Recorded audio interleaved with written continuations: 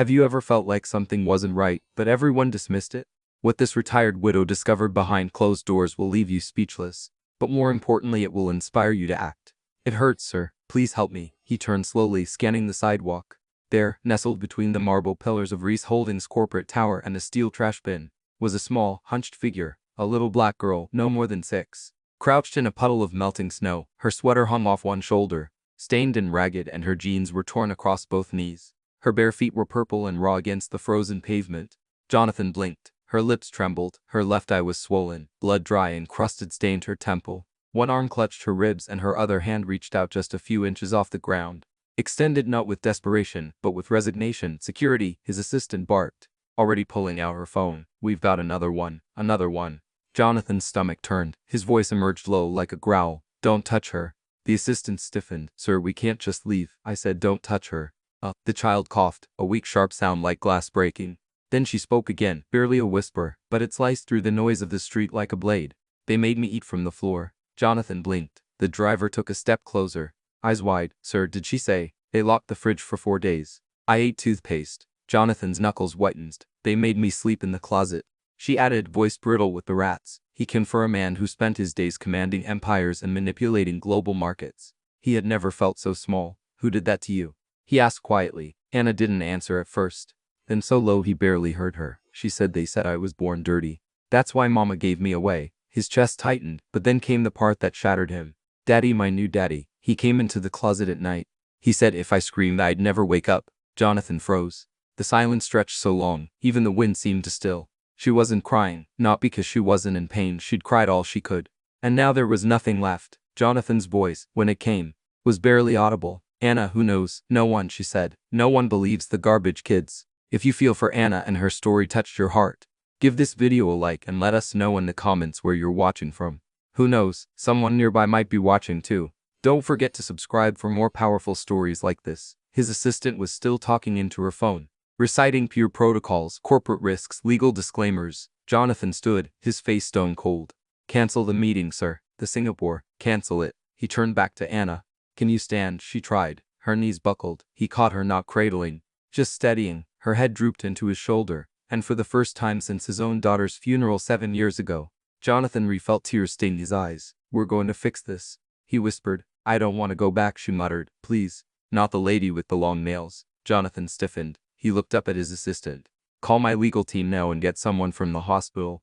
Quietly, Anna pulled away just a little and looked him dead in the eye. For the first time, her voice wasn't a whisper. It was low, steady, and terrifyingly clear. If they find me again, they'll bury me next time. Jonathan didn't flinch. No, he said, they won't. And just like that, everything he thought he knew about power, about influence, about what mattered shifted forever.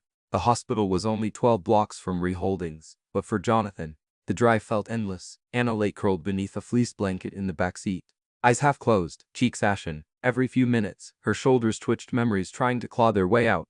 She hadn't spoken since those haunting words outside the tower. If they find me again, they'll bury me next time. Jonathan's driver kept glancing at the rearview mirror, unsure whether to break the silence. Beside him, the assistant fidgeted with her phone, waiting for instructions. But Jonathan said nothing. His fingers tapped against his thigh, slow, controlled, the way a man kept himself from breaking. The hospital staff had been briefed. He'd called in every favor he could think of. When the car pulled up to the private entrance of Lenox Hill Children's Unit, 2 nurses and a trauma pediatrician were already waiting. As soon as they opened the door, Anna recoiled. Easy, Jonathan said softly. No one's going to touch you without you're okay. Not anymore. The doctor, a gay-haired woman named Dr. Marie Eldridge. Now to eye level. Anna, my name is Marie. I'm just here to make sure you're not hurting inside. Can I look at your hands? Anna didn't move. She hasn't eaten in days, Jonathan added, and she may have internal injuries. She talked about being hit, locked up, worse. Dr. Eldridge nodded with a gravity that came from decades of seeing the worst. It's okay, baby, she whispered. You're safe now, I promise. It took time. Gentle coaxing. The blanket stayed wrapped around Anna like armor. But eventually, with Jonathan kneeling beside her, she let the nurse check her pulse, feel her ribs, one of which seemed fractured, and take her temperature. She's severely malnourished, the nurse whispered, and dehydrated. We'll need full labs, x-rays, and her voice dropped lower. We'll need to call the trauma counselor. She has signs of sexual assault. Jonathan's jaw clenched. I don't want her put in the system. Not yet. Not until I know who did this. The nurse hesitated. Legally, we have to notify Child Protective Services, then delay it. Jonathan snapped. Call whoever you need to call to buy us a few hours. I'll cover whatever it takes. Dr. Eldridge's voice was firmer. Mr. Ree, I know you're trying to protect her, but the law. Don't talk to me about the law, he said, standing. The law let this happen. Let me fix it before it buries her again. The doctor studied him. Something in her expression softened. Well, give her an alias. List her as a Jane Doe for now. Jonathan nodded. Thank you. While Anna was taken for further examination, Jonathan sat alone in the waiting room, elbows on knees, staring at the floor. His assistant approached hesitantly. The press caught wind. Someone at him must have leaked a photo. They're already asking why you were seen carrying a child into an R. He didn't even blink. Let them ask. Huh? Do you want me to issue a statement? Draft something about philanthropy, a rescue initiative, no spin, no story. Not yet. The assistant hesitated. What do you want me to do? Jonathan looked up slowly. Find out who her last foster family was. Names, addresses, background, and pull every public record on every child abuse case in the city from the last 5 years. Filter by dropped cases. Her lips parted in shock. That'll take days. Then start now. He stood and walked down the hall, his steps echoing in the quiet wing. Through a half-closed door, he saw Anna lying on a gurney. Her small body was hooked to IV fluids. A warm light bathed her face, and for a moment she looked peaceful. But then her eyes fluttered open and the peace vanished. Panic rippled through her features. Jonathan stepped in gently. Hey, it's me, she blinked, tears forming. Did I do something wrong, she whispered. He killed Badir again. No, sweetheart. You didn't do anything wrong. What happened to you wasn't your fault. She looked away. They said I was bad. That's why it happened. Jonathan's voice cracked. They lied. Silence settled over them. After a minute, she whispered, do you have kids? His heart skipped. I had a daughter. She was about your age when we lost her. Anna didn't ask how. She just nodded as if understanding that kind of grief without needing the story. I don't want to go to another house, she said suddenly. They always smile first, then they hurt you when no one's looking. Jonathan leaned forward. I won't let that happen again, not to you. She reached out and touched his coat sleeve. Her fingers were ice cold. Even under the blankets, I heard what the nurse said, she murmured. They're going to call them, aren't they? The people who take kids. Jonathan didn't know what to say. I don't want to disappear again. Anna whispered. They always make you disappear. Jonathan stared at her, his chest tightening. Then he stood, pulled out his phone, and dialed. George, he said when his lawyer answered. I need an emergency injunction. No state custody for a minor girl named Anna. Use my name, my resources, everything. Jonathan, do you know what that'll look like to the board? I don't care what it looks like. Just get it done. He hung up, turned back to Anna, and gently placed his hand over hers. No one's taking you anywhere, he said, not unless it's your choice. And for the first time since he'd met her, Anna allowed herself to cry. Not because she was afraid, but because for once someone had stayed. Jonathan rarely watched the morning news. He preferred data briefs and executive summaries. But that morning, he sat on the leather couch of his penthouse, eyes fixed on the television like a man waiting for a verdict. His phone buzzed with emails, stock alerts, and investor queries, but he didn't reach for it. Not yet. On screen, a local anchor spoke with dramatic concern.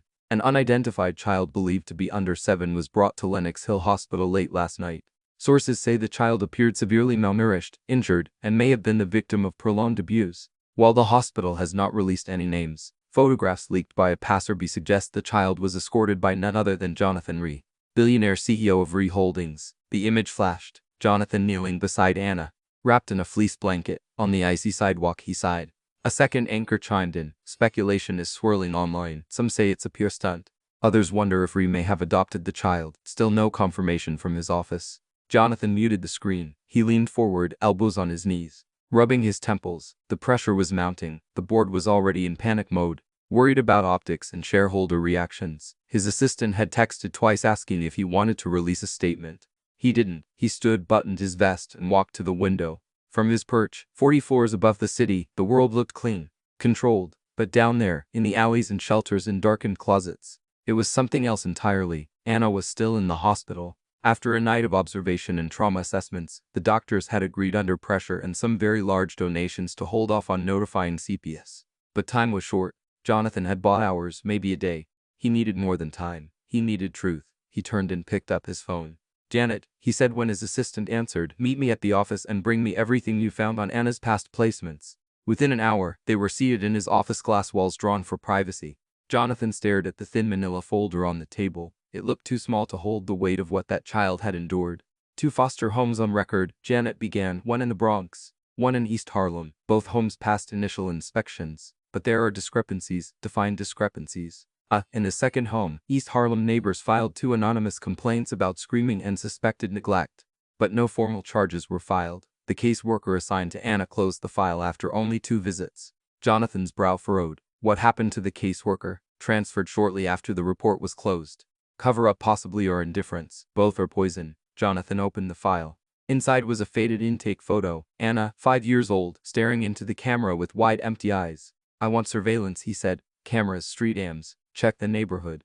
I want to know who visited that house, who lived there. I want a list of every adult with access to her. We're already on it, Janet said. Also, this might be something. She slid another document forward. A hospital admission form from 2 months ago. Anna was brought into an urgent care in Queens with a broken wrist. The form says she fell downstairs. Did anyone question it? The attending noted the injury seemed inconsistent with a fall, but CPS declined to investigate. Jonathan stared at the page, his jaw clenched. I want that attending's name already contacted. She remembers Anna, said the child was trembling the entire visit. When she tried to ask questions, the foster mother interrupted and said Anna was developmentally slow and couldn't speak properly. Jonathan cursed under his breath and no one pushed back. Janet shook her head.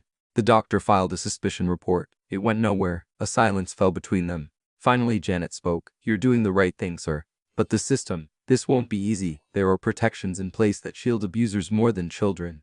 You're poking a very dangerous bear. I'm not poking, Jonathan said.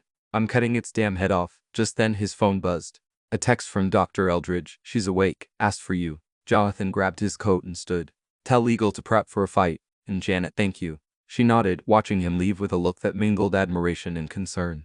Back at the hospital, Anna was sitting up, her glove still taped to her arm. But her eyes brighter, she held a small stuffed bear, likely donated from the children's wing, and fiddled with its ears as he entered. Hey there, Jonathan said gently. She gave a small smile. They gave me Jell-O. I never had that before. He chuckled, taking the seat beside her bed. It's a classic. She paused then looked up. Did they come yet? Who? The ones who take kids. No, he said. They're not coming today. She leaned back, relief washing over her face. But then she added quietly, they always come, even when people say they won't. Jonathan studied her. Not this time. Not if I can help it. Anna seemed to consider that. Then she turned her head and whispered, my old daddy, he wore a red watch. He would take it off before he came in the closet. Jonathan felt a chill roll through him. I remember the ticking. She added, tick, tick, tick. That's how I knew it was going to happen. Jonathan swallowed hard. Anna, would you feel okay talking to someone about that? Someone who can help make sure he never hurts anyone again? She hesitated. Only if you're there. I will be. He meant it. And as he sat beside her, holding her tiny hand, Jonathan realized this wasn't just about one girl. It was about every child like her, forgotten, betrayed, unseen. And if the system wouldn't protect them, then he would, even if it cost him everything. Later that afternoon, Jonathan found himself standing in front of the small white headstone tucked deep within Greenwood Cemetery. The sky had turned gray, the clouds low and heavy, mirroring the weight in his chest. Snow flurries drifted through the air, clinging to his black coat.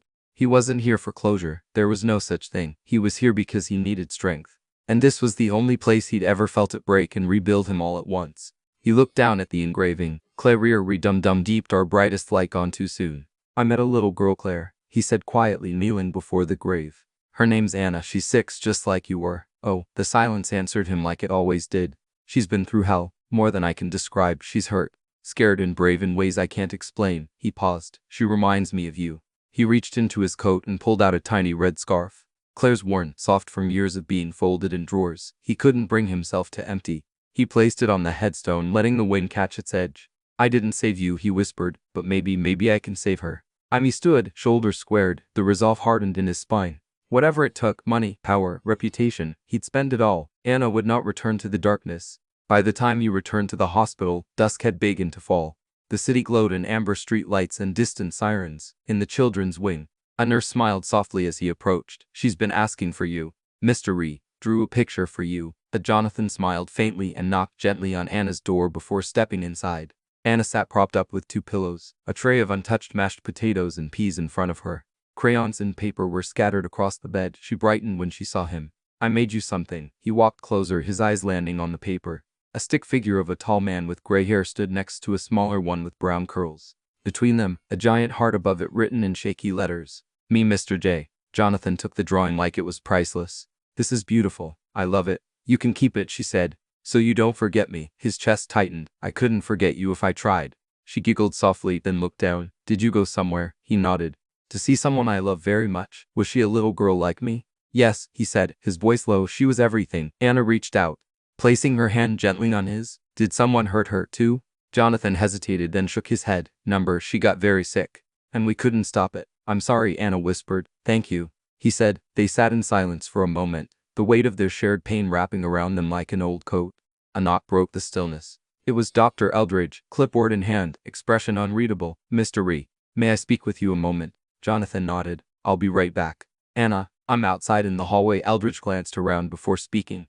The preliminary tests are in. She has multiple fractures in various stages of healing, including her ribs and wrist. There are signs of past trauma consistent with sexual abuse. We've documented everything, including the statement she gave you. If this goes to court, it will be solid. Jonathan exhaled slowly. Then let's move. There's more, she added, voice dropping. A CPS representative called the hospital directly. Furious, they weren't notified sooner. They're demanding custody. I delayed them. Said we were waiting for site clearance, but they're going to show up soon. How soon? Maybe tomorrow morning. Jonathan's jaw tensed. We're not letting them take her. Eldridge looked pained. Legally, I can't hold them off without a judge's order. You need something stronger than sympathy, Mr. Ree. You need a legal wall. Working on it, he said. My lawyers filed an emergency injunction.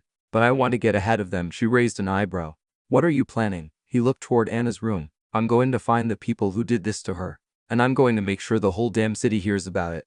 That night in his penthouse, he called George, his lead attorney. I need full surveillance coverage of that East Harlem foster home. He ordered anything from traffic cams, utility logs, neighbors, especially around the nights she was admitted to the R. Find out if that man, her foster father, had any priors. Check aliases, sealed records, everything. George sighed. Jonathan, you're trying to outmaneuver a system built to protect itself. You'll be dragging city departments, caseworkers, judges, then drag them. And if it backfires, Jonathan didn't hesitate. I've lived most of my life making the rich richer.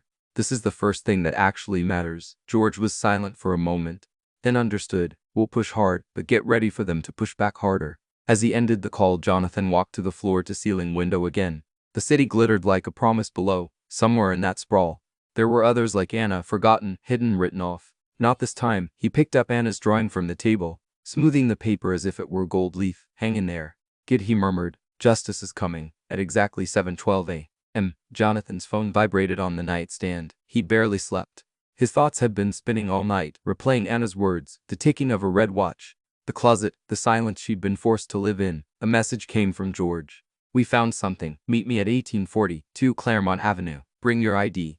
Don't bring Anna. Jonathan was out the door in 20 minutes. Claremont Avenue in East Harlem was a quiet residential block lined with aging brownstones and low-income walk-ups. The building in question looked almost benign, worn brick, paint peeling from window frames, a sagging stoop, but nothing that screamed horror. Evil rarely advertised itself. George stood beside an unmarked sedan, coat collar up against the biting wind. With him were two private investigators and a young tech specialist. All looked grim. What did you find? Jonathan asked, skipping formalities. We pulled security cam footage from across the street, George said. Check this out. He handed Jonathan a tablet. The video played on loop. A dark SUV pulling into the alley behind the building, night after night. Same time, a man exited, tall, heavyset, wearing a red watch clearly visible in the street light's glow. Is that same man Anna described? George confirmed. Her foster father, Marcus Hale. No criminal record, but Z. He handed Jonathan another document. Jonathan scanned it. He changed his name 5 years ago, before the first adoption. George added, his birth name is Trevor Banks, and under that name, he was arrested twice for domestic battery. Charges dropped, sealed. Jonathan's hands tightened around the file. What else? The tech girl, Emily, spoke up. We checked energy usage in the apartment. Spikes every night around 1:30 a.m. in the basement unit. Likely a space heater or camera system, something isolated from the rest of the apartment. George nodded toward the building. And then there's this. Inside, the investigators had already gained access. The apartment smelled like old bleach and stale cigarettes. Toys littered the living room floor. Carefully arranged, but untouched, like a set staged for inspection. Landlord, let us in, George said. Hale's been missing since yesterday. Packed a bag, according to a neighbor. Took off fast. Jonathan's jaw clenched. He knows we're onto him. He knows, George confirmed. But come see this. They led him to the back of the apartment. Down a narrow stairwell that creaked with each step. The basement was unfinished, dimly lit and cold. A concrete floor, bare bulbs overhead. One wall held metal shelving. The other, Jonathan froze. A narrow wooden door, no handle, just a latch. One of the investigators pried it open. The space behind it wasn't large. Maybe 4 feet wide, 6 feet long. No windows, no light. Inside were discarded blankets, a plastic bowl, and a broken child's sandal. Jesus Christ, Jonathan breathed. Emily stepped forward. We found these wedged under the floorboards. She held up two small items in seal bags, a piece of crayon, covered paper, torn and water-stained, and a tiny voice recorder. Jonathan took the recorder, pressed play. A child's voice crackled through the speaker. Anna, day 7, she whispered. Still no food, still dark. I miss my mommy. Not the new one, the real one. If someone hears this, please don't let them put me back. The audio clicked off. No one spoke. Jonathan's hand shook as he slipped the recorder into his coat pocket. We give this to the press. George raised an eyebrow. You sure? They need to see this, hear her voice. If the public hears what she survived, no judge will dare hand her back to the system. We're walking a legal tightrope here. I know, but Anna's not just a girl in a file anymore. She's a child with a voice. We make sure that voice is heard. George nodded slowly. Then we move fast. Hale's on the run.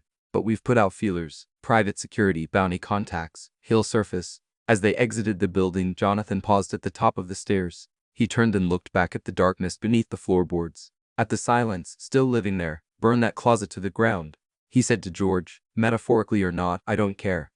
Back at the hospital, Anna was sitting up coloring again. This time, she drew a house, a bright yellow one with big windows and flowers. I want a room with a dog, she said. When Jonathan entered, he smiled gently. What kind of dog? A big, fluffy one that sleeps at the door. He sat beside her. We'll make that happen, but I need you to be brave again. Anna looked up. I found the man who hurt you and I have something that you recorded. Your voice. You were so strong to do that, Anna. She bit her lip. Eyes wide. Are you going to tell everyone? I want to. So they can help protect you. So no one ever hurts another kid like this again. She was quiet for a long time. Then she nodded. But only if you're next to me when they hear it. He reached for her hand. Always. That night, Jonathan made one more call to a journalist he trusted. Someone with a record of exposing systemic failure. He sent the files, the photos, the recording, and within hours, the world began to learn Anna's name. Not as a statistic, but as a survivor. A spark had been lit. Now, it was time to watch it burn through every lie the system had buried. The new segment aired at 6 o'clock p.m. sharp, the same time. Millions of Americans tuned in after dinner, their living rooms glowing with the dull blue of the evening report. But tonight, the broadcast was different. Tonight, it didn't begin with the stock market or weather or political pundits. It began with a name. Her name is Anna, the anchor said. Solemn, sincere, she is 6 years old. She weighs 38 pounds. She has been in 2 foster homes since the age of 4. And for the past year she has been living in what authorities are now calling a house of horror. Jonathan watched from the hospital room, the television muted. He didn't need the volume, he'd memorized every word. Anna sat beside him on the bed, tucked under a fleece blanket. A bowl of macaroni in her lap. Her stuffed bear lay next to her, freshly cleaned by the hospital laundry staff. On screen, the segment cut to the footage of the tiny closet in the basement. The sandal, the crayon drawing, and then without embellishment, the audio. Anna's voice. Day 7, still no food, still dark. Anna's hand tightened around Jonathan's pretty. She didn't cry, she didn't hide, she watched. When the clip ended, the anchor returned. Authorities say the man believed responsible, Marcus Hale, is currently wanted for questioning. Law enforcement confirmed they are cooperating with private security to locate him. Sources close to the case say the child is in stable condition under medical care. Mr.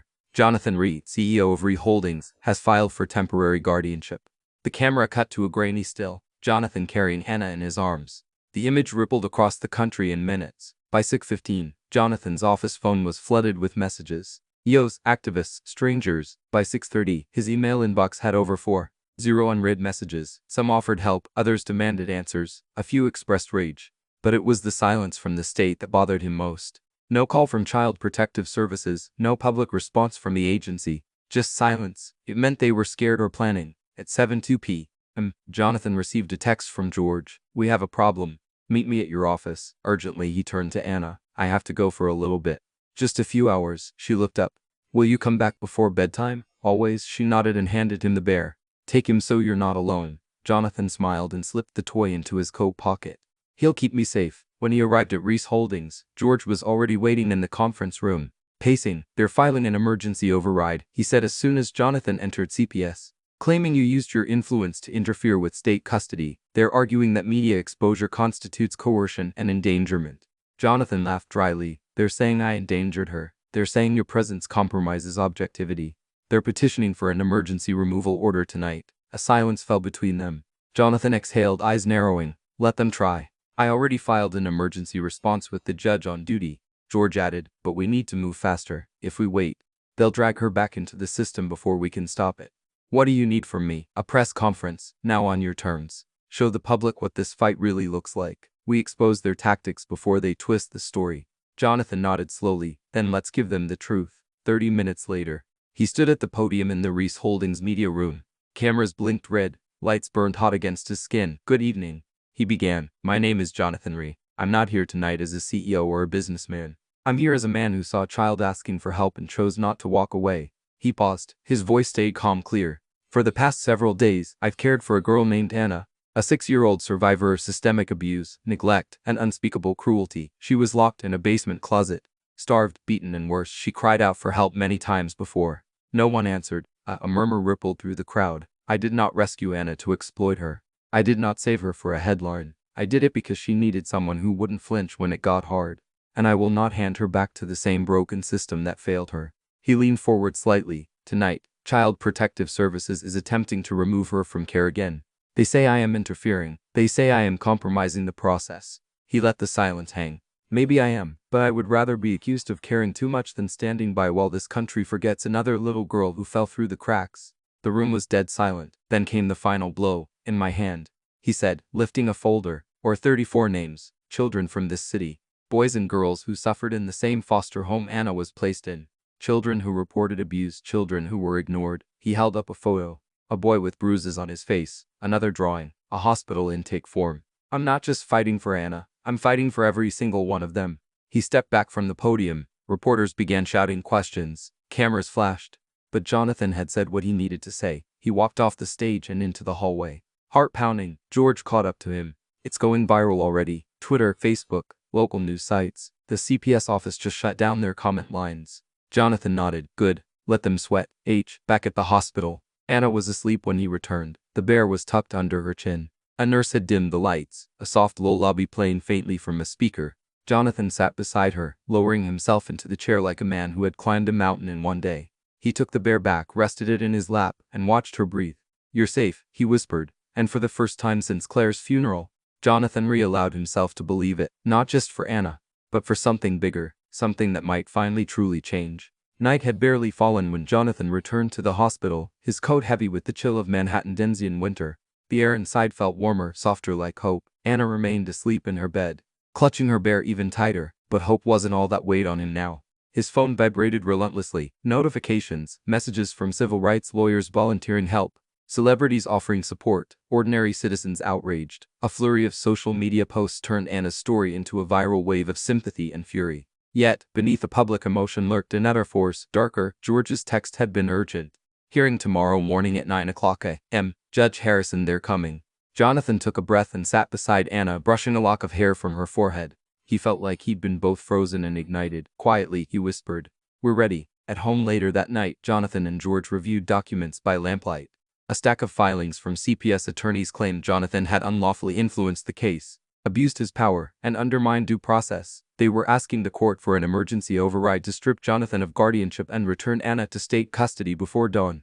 But the law favored Jonathan's position. According to child welfare statutes, emergency removal hearings must be held quickly within as little as 24 hours of the petition. CPS argued that Reese's public broadcast tainted the process. Jonathan's team argued that Anna herself had been endangered by inaction and the silence of institutions. The law, as analyzed by experts, also restricts removal once a guardian files a legitimate injunction, especially when a child is already stabilized medically. Morning arrived with a crystalline clarity. Jonathan entered the courtroom early. Reporters crowded the hall. A dozen cameras pointed at the courtroom door. As he waited, he felt his past Claire's absence, his failures. The corporate wars fade into insignificance. Judge Harrison entered at 9:07 a.m., just on time. The session opened in hushed formality. CPS counsel argued Anna had been improperly influenced by Reese's viral publicity, claiming the child's best interests required state oversight. Free from potentially manipulative outside forces, Jonathan's lawyer responded calmly, invoking the Fourth Amendment and case law that emphasizes the state's duty to protect, not endanger a child. They presented medical reports, Anna's malnourishment, fractured bones and stages of healing, and the recordings revealing her terror and isolation were all damning evidence of failure. Failure of CPS, not Jonathan. When asked to speak, Jonathan rose. His voice echoed in the courtroom, clear and steady. I stand before you not as a CEO, but as a man who heard a child's whisper and chose not to walk away. The system failed her. I won't fail her again. The room shifted. Eyes on him, not politicians or pundits, only the raw truth. By mid-morning, Judge Harrison delivered a temporary injunction in Jonathan's favor. Anna would remain under his care pending a full hearing. CPS had limited options now. Any attempt to override could be seen as punitive rather than protective. Outside the courthouse, Jonathan addressed waiting cameras. Today's ruling isn't just about Anna. It's about the thousands of children unheard. If our institutions can fail her, he said, holding Anna's drawing, me and Mr. J, they can fail any child. We cannot let that happen again. The camera lights flashed, a chorus of faces in approval. Back at the hospital, he returned to Anna. Her eyes fluttered open when she saw him, tears still faint at the corners. You did it, she whispered.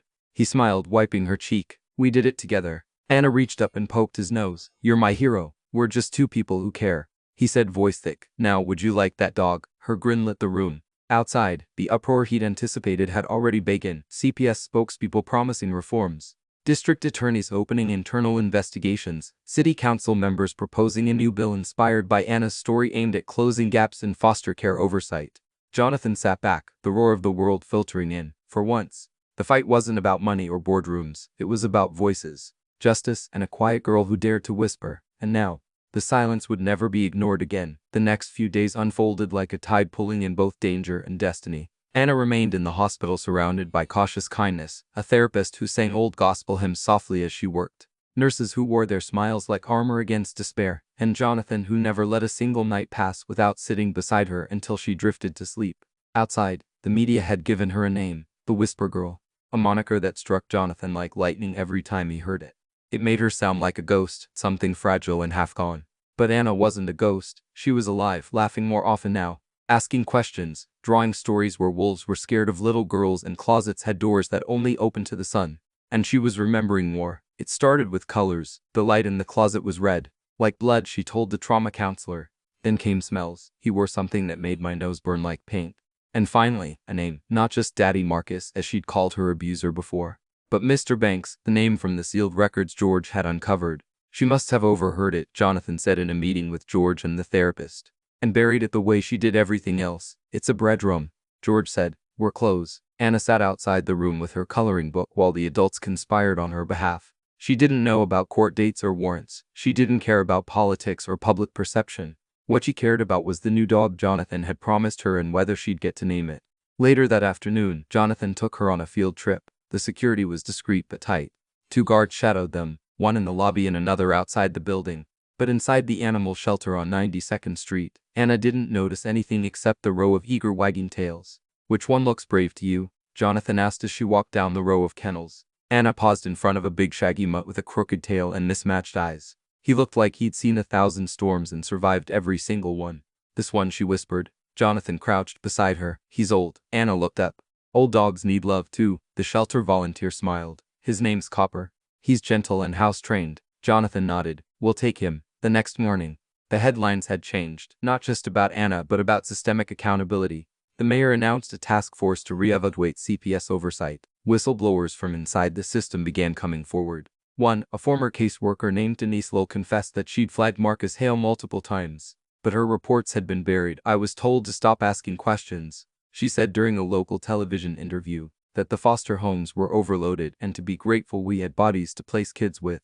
Jonathan watched the interview with Anna asleep beside him, her head on his shoulder. Copper curled at her feet, the fire in his chest reignited. It wasn't enough to rescue one girl. The whole damn house needed to be torn down. George called an hour later. We found Hale. Jonathan stood instantly. Where? Baltimore. Checked into a motel under the name Trevor Banks. He used an old ID. Someone tipped us off. Our team's already there with local TT. Will they bring him in? They'll try, but he's running scared. Might not come quietly. Jonathan turned toward the window, the skyline stretching like armor before him. Good. Let him be scared. That night, after Anna was asleep, he sat by her bed, the soft hum of machines and the faint snoring of Copper filling the quiet. He looked at her, this child who had been abandoned, beaten, starved, assaulted, and now somehow had managed to color a picture of a house with a rainbow roof and a garden full of sunflowers. You are not the Whisper Girl, he said softly, brushing her hair back. You are a storm in silence, and I will make sure the world remembers it. At 11:37 p.m., George called again. He's in custody. No resistance. He was hiding in a maintenance closet when they found him. Jonathan smiled, but there was no joy in it, just cold resolve. Let's make sure the charges stick. Every single one. We will. Jonathan hung up, turned off the light, and sat back. Anna stirred, opened her eyes halfway. Was that about him? Yes, Jonathan said. Did they get him? They did. She stared at the ceiling for a moment, then closed her eyes. Good. Then she fell back asleep. In the quiet, Jonathan felt something shift. Not closure, but maybe a beginning. The morning light filtered through pale curtains as Jonathan crouched beside Anna's bed. Copper lay curled at her feet, one ear perked as if listening. Anna had slept more soundly these past days. Before she woke, Jonathan straightened the stuffed bear in her arms and inhaled the quiet. When her eyelids fluttered open, she blinked up at him with sleepy blue eyes. Morning sunshine, he whispered. She yawned, then smiled faintly. Did they get him for sure? For its safety and emotional seriousness, let's add that in most states, emergency removal hearings must happen within 48 to 72 hours of removal, and a full adjudicatory hearing is required within 15 to 30 days. Jonathan reached out, brushing her hair back. Yes, he's in custody now. The system can't hurt you anymore, not with us watching. She nodded, eyes drifting to the window. He paused. It will, and the good thing is you're helping it get better. Not just for you. Outside the small hospital room, the world was shifting. When the hearing ended, Judge Harrison had issued a protective order and scheduled the next hearing in 2 weeks, compressing the usual timeline in light of Anna's trauma. Typically, courts must hold a detention hearing within 4,872 hours. Jurisdictional hearings can follow within 1,530 days. In her case, the court moved faster because she wasn't just a case file. She was a child with a voice. In the hallway later, Jonathan met with Denise Lull, the former case worker who had bravely come forward.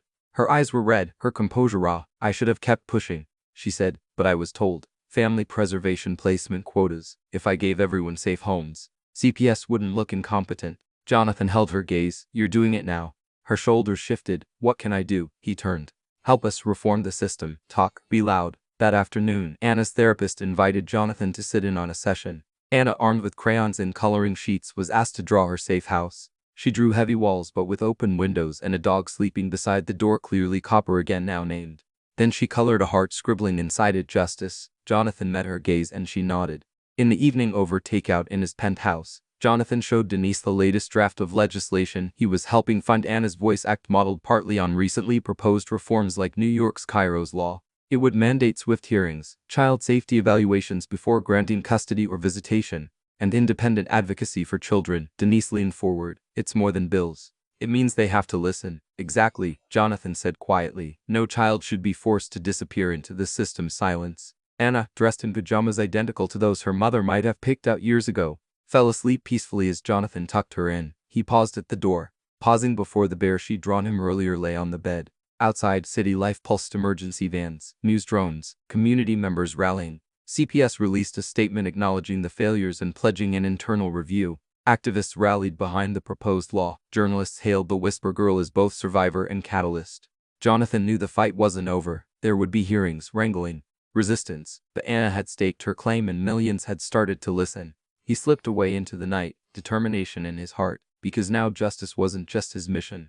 It was Anna's too, and everyone within earshot would finally have to answer. Sunlight filtering through sheer curtains fell gently across Anna's face as she stirred awake. It was Saturday, and for once Jonathan felt free enough to offer her a small taste of normally. The hum of Manhattan life outside contrasted deeply with the sanctuary they carved within these hospital walls. Good morning, he said softly, brushing a strand of hair away from her forehead. Copper's tail thumped twice against the quilt. She blinked sleepily. Are we going somewhere today? Something like that, he replied, helping her sit up. How do you feel about pancakes? Her smile was immediate, bright and fearless. Yes, please. Jonathan chuckled and gently squeezed her hand. Let's get dressed. Downstairs, the hospital staff exchanged smiles as Anna walked by hand in hand with Ree.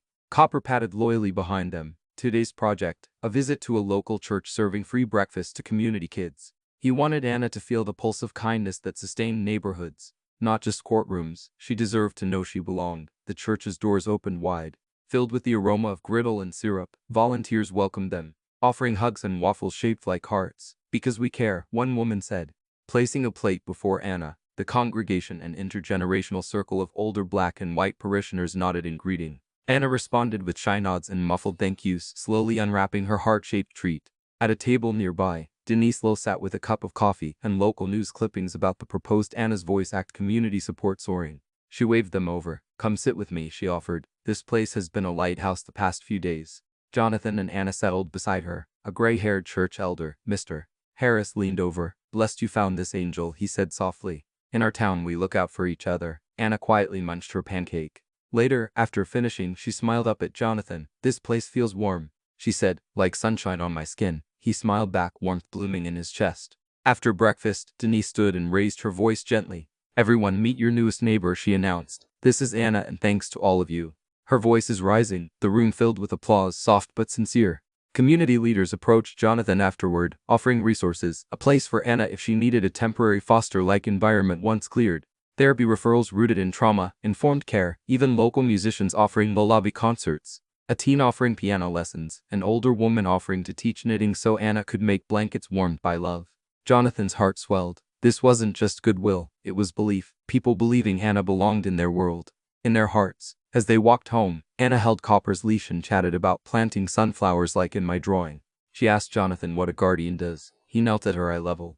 A guardian listens, protects, and stands up for you always and loves you. She nodded gravely. That afternoon in his office, Jonathan stared at photos of today. Anna laughing, churchgoers smiling, Copper wagging near the altar. He arranged them into a digital collage, ready to share on social media, not as a pure statement, but as tangible proof of a community that heals through connection. He posted, "Today we witnessed something incredible. Anna reminded us all how powerful kindness can be. Thank you, community, for standing with her. Let's keep her voice alive." Number voice. Within minutes, hearts and shares poured in. Local businesses pledged support for therapy costs. A nearby bookstore offered to host story hours. A reporter texted asking permission to feature Anna's drawing and journey. Anna's voice not solitary anymore. Later that night, Anna lay snug in bed. Copper curled up below. She held her drawing, a yellow house with sunflowers, and whispered, "This was real today, right?" Jonathan kissed her head. "It was. And we'll keep making more days like that." Her breath slow. Safe sleep claimed her. Jonathan sat back, watching her chest rise in steady rhythm. Outside, the city's lights blinked like stars that refused to forget. He felt something shift in him, too. Not just the ache of loss healed a bit by connection, but the recognition that real power isn't wielded in boardrooms. It's forged in moments of shared humanity. Tomorrow, the fight would continue: court hearings, lawmaking, revealing more systemic failures. But tonight, he would rest. Tonight, there was a little girl healed enough to eat pancakes among strangers who treated her like family. And that was victory enough for one day. Sunlight filtered through Anna's hospital room window, casting gentle warmth across the white sheets. Copper sat loyally at her side, head resting on her lap. Anna was humming a simple tune, a melody of safety, her eyes reflecting more trust than Jonathan had ever seen before. Jonathan sat beside her, reviewing legal notes for the coming weeks. The court's temporary injunction meant Anna could stay with him for now, but the road ahead was long. A detention hearing within 72 hours, followed by a jurisdictional hearing within 15 to 30 days, and then a dispositional hearing within about 30 days, where the permanent plan for Anna's future would be laid out. These are standard timelines across the U.S. child welfare system. Any of you? Anna looked up. Mr. Ree. He smiled gently. Yes, sweetheart. Are they going to let me stay with you forever? He paused, choosing his words carefully. You're safe now. That's the most important thing. We're in court, building your future step by step. Her small face scrunched. What's a dispositional hearing? He took a breath. That's where the court decides if you'll have a safe, permanent home. Maybe you stay with me or with someone else who loves you. Anna nodded slowly. I want to stay with you. His heart clenched. Later that morning, Jonathan and Denise met with legislators at City Hall. The Anna's Voice Act was gaining traction. It proposed tightening hearing deadlines, mandating independent child advocates, and requiring oversight of CPS caseloads, drawing on statutes like the Adoption and Safe Families Act, ASFA, which pushed for permanency within 15 months to avoid foster care drift. The draft acknowledged systemic failures that delayed safeguards. Anna rested in his office later, coloring quietly. He watched her in her world. Colors held memory, comfort. He offered landmarks. She recognized a sun, a rainbow, Copper at the door. He began speaking softly, telling her, every step we take in court helps make sure this story ends with you safe, with a home that doesn't just house you but protects you.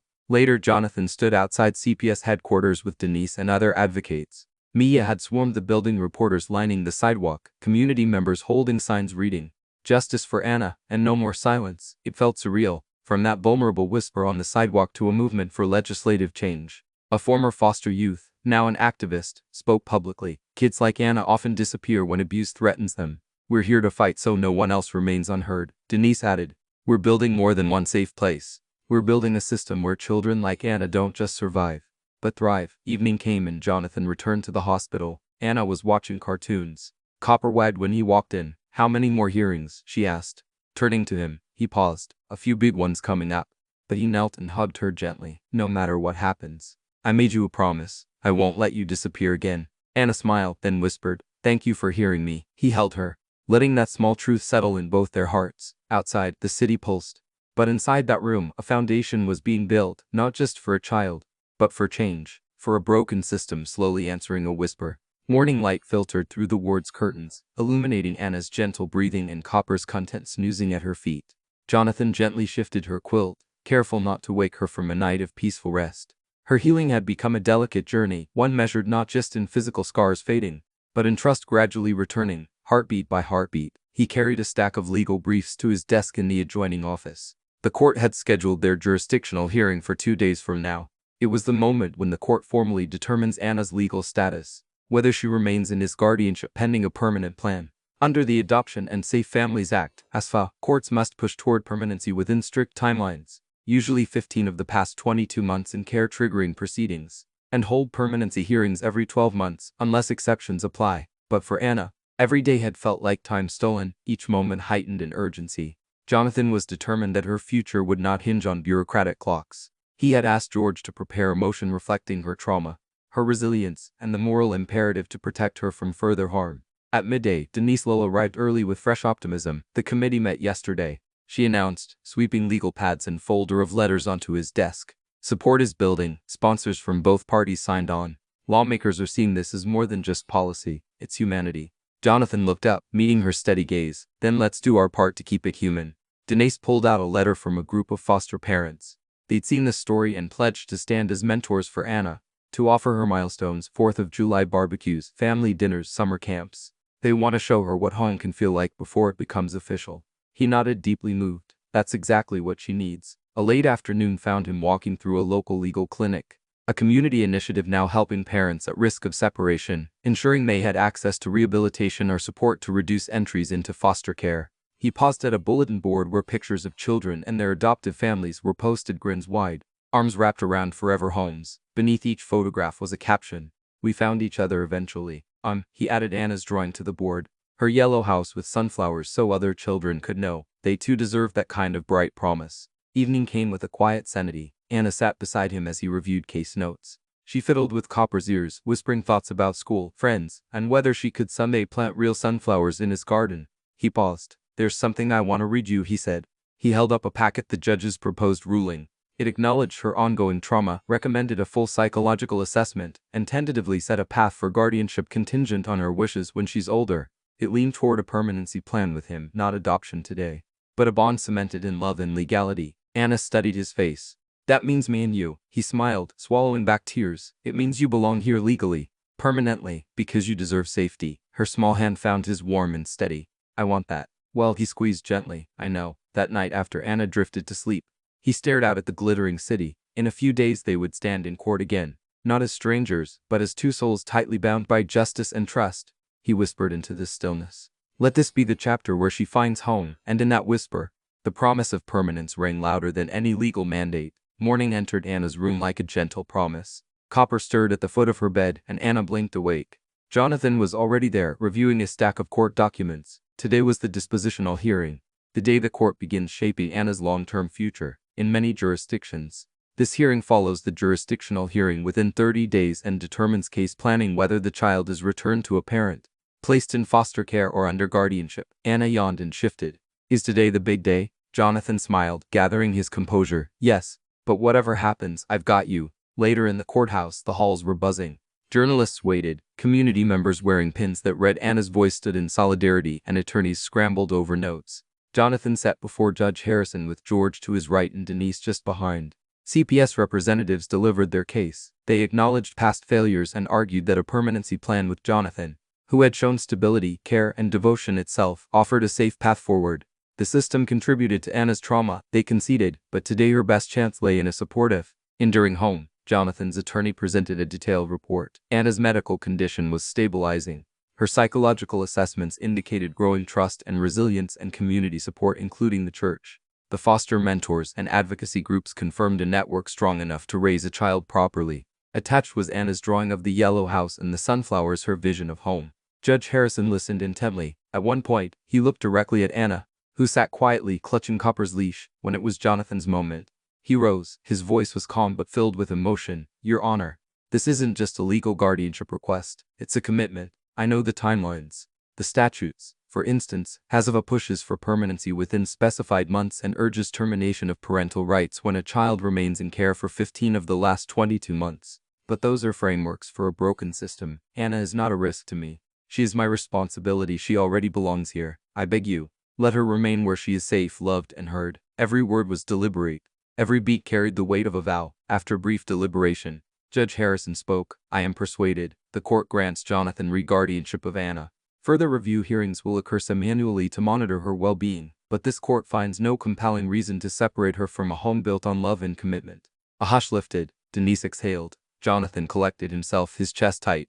Anna's small hand slipped into his as they exited the courtroom. Outside, the waiting crowd erupted in applause. News cameras recorded the moment. A dad, a little girl with Copper by her side, stepping into a future shaped by justice and humanity. Back at the hospital, Anna hugged Copper and drew again, this time a wide-open door. Sunshine pouring inside. She looked up at Jonathan. Shelley, does that mean I don't have to move? He smiled, tears threatening. That's right, kid, you get to stay. That night, as Anna slept, Jonathan reflected on the pilgrimage, from a whisper in the cold to the warmth of permanence. He looked at the drawing this time. It wasn't just a fantasy. It was real, and in that quiet, the foundation of her new life built on trust, law, and love stood firm and whole. A weekend sunlight filtered through the hospital room curtains, warming Anna's face. Copper lay curled up beside her bed, his tail twitching now and then. Today was the day they would leave the hospital. Today they would go home. Jonathan entered quietly, carrying a backpack filled with Anna's few belongings. Peas, crayons, and her favorite bear. She stirred, blinking awake. Are we going home today? She asked, her voice small. He knelt beside her and nodded. Heart brimming. Yes, sweetheart. Today is the day you finally go home. In the hospital lobby, staff waved tearful goodbyes. Nurses folded blankets gently. A therapist knelt to offer one last hug, and Anna gripped Copper's leash. As they exited, Anna paused, looking back. Thank you, she whispered to the nurses. One of them smiled back, saying, remember, you're safe now. The drive back to Reese's apartment felt surreal.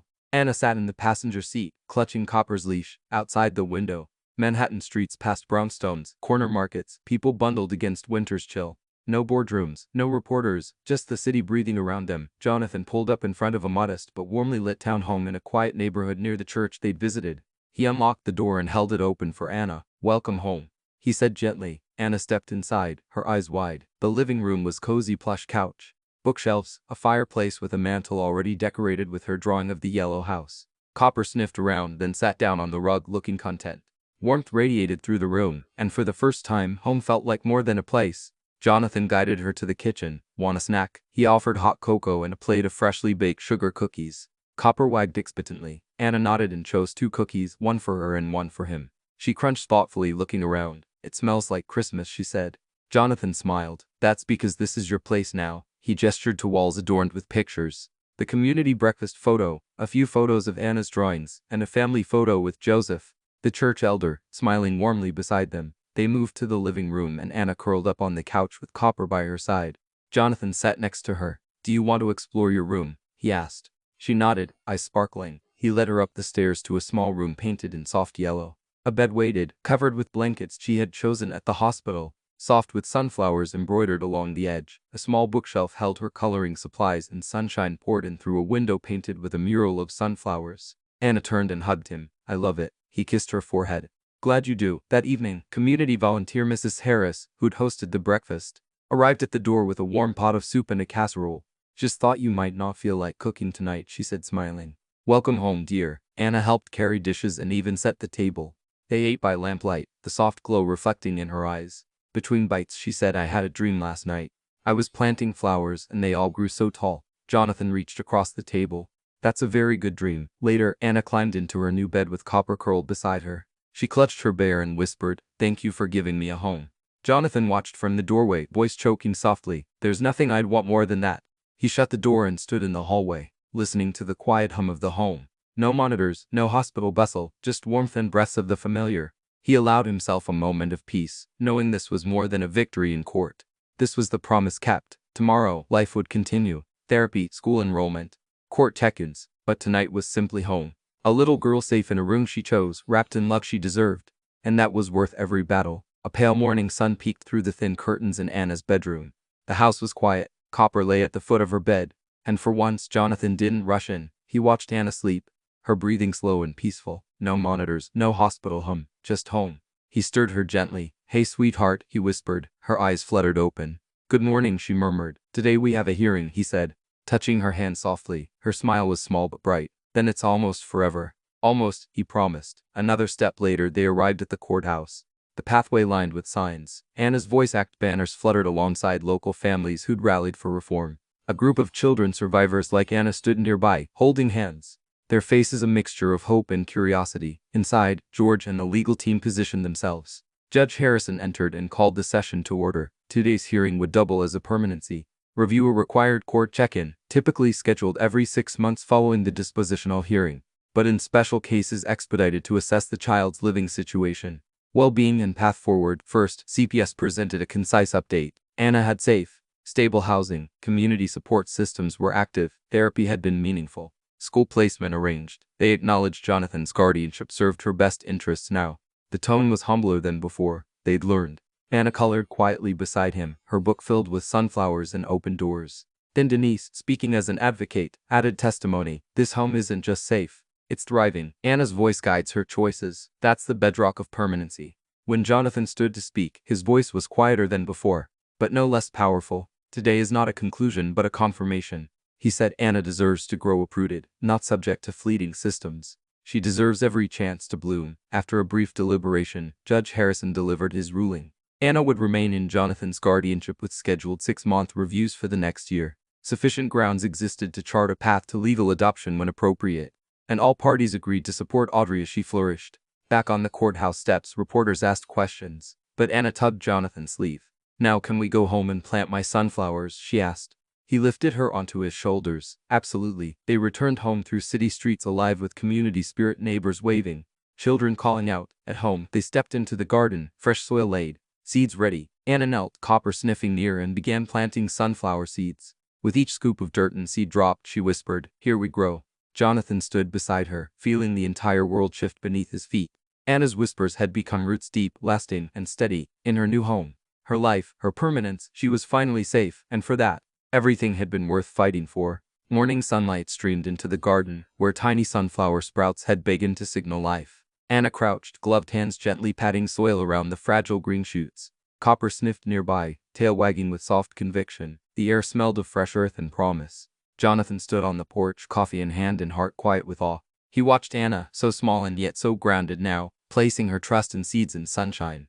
The roots she planted did more than tether plants, they grounded her soul. Later, over pancakes in the warm kitchen, Anna chattered about school. "There's a friend named Mia, she likes math like me." Jonathan smiled. "Pouring syrup, that's wonderful. Maybe you can show her your sunflower drawing someday." Anna giggled. "Only if Copper helps." He laughed as she wrangled the fluffy dog to sit. Her laughter felt like sunlight in human form. At lunch, Denise stopped by, contagious enthusiasm in her presence. "The committee loved your testimony. The education department wants to pilot trauma-informed classrooms in your district." Jonathan felt the impact, the ripple of one little girl's voice extending into policy, into the lives of other children. Anna, listening nearby, asked with innocent curiosity, "Does that mean no one else will get lost like me?" Denise knelt to meet her gaze. "It's a start. We remember you. So now we remember them, too." That afternoon, Anna's therapist arrived for a home visit. The cozy living room felt alive, sunlight caught on picture frames. Plants reached for the window, and Anna's room down the hall held promise. The therapist marveled at Anna's drawings, her progress in naming emotions, her calm with Copper curled at her feet. Later, after the therapist left, Anna said, "I drew a sunflower with a door inside." Jonathan tilted his head. "A door inside a sunflower?" She nodded, smiling quietly. "So people can come in and feel the warmth." He wrapped an arm around her. "Perfect." Evening settled. Jonathan sat with Anna and Copper before the fireplace. The little house of warmth filled with their quiet bond. Anna yawned. "Tomorrow is 6 months, isn't it?" He nodded. "Yes." "Then we see the judge again." She paused, looking at the flames. "Do you think the judge will be happy?" He held her gaze. "He already was. He wants you safe." "You're safe," she smiled. "Home is safe." He kissed her forehead. "Yes, home is safe." Later, tucked into bed with Copper at her feet, Anna whispered, "Thank you for growing with me." Jonathan closed the door, butterflies in his chest. Outside, the city hummed on, but inside the home, peace thrived in roots, in safety, in love that had finally grown tall enough to hold them both. Sunlight filtered through the living room curtains, telling Jonathan it was morning again, but a morning like no other. He watched Anna, now 6 months older, wandering between her bookshelf and pillows, an unread book in one hand, and Copper trotting at her side. Today marked 1 year since that whisper in the cold changed everything. Jonathan called softly, "Happiest day." That was their new word. Us day, the anniversary when the world became us, not them. Anne's happiest day, mystery. She ran to hug him, drawing him into her warmth. Later, they stepped into the garden. The sunflowers, tall and golden-headed, swayed gently. Anna placed her small hand against a stalk, whispering, "Remember when you planted me, too?" Jonathan nodded, throat tight. Her roots and hers had grown in parallel. Over brunch, cooked by Mrs. Harris, the church elder who'd made their first breakfast feel like home, Jonathan and Anna sat at the table laden with pancakes, fruit, and laughter. The community had come, neighbors bringing gifts, handmade picture frames, a knitted blanket, a scrapbook filled with news clippings and Anna's photos. Jonathan flipped through the pages. Next to a newspaper photo of the courtroom victory was a drawing Anna had done of them standing in front of a courthouse holding hands. At the bottom in her wobbly script, "Justice's home." His heart stung. That afternoon, they walked to the courthouse for a 6-month review hearing. The judge greeted them warmly. Anna waved, then gripped Jonathan's hand. The court record was glowing, evidence of emotional healing, consistent therapy, and community integration. The judge echoed what the system rarely says. "I'm proud of your journey, Anna, and proud of you, Mr. Re." The hearing affirmed stable guardianship and set the next review for a year later. Outside the courthouse, Anna pointed to a group of young girls holding sunflowers, part of the advocacy initiative inspired by her story. "They're like me," she said. "Yes," Jonathan replied. "You planted them as evening descended." They returned home. The sunflower's petals caught the last golden light. Anna skipped ahead, touching each one, copper-nosed at the stems. Jonathan set up chairs in the backyard.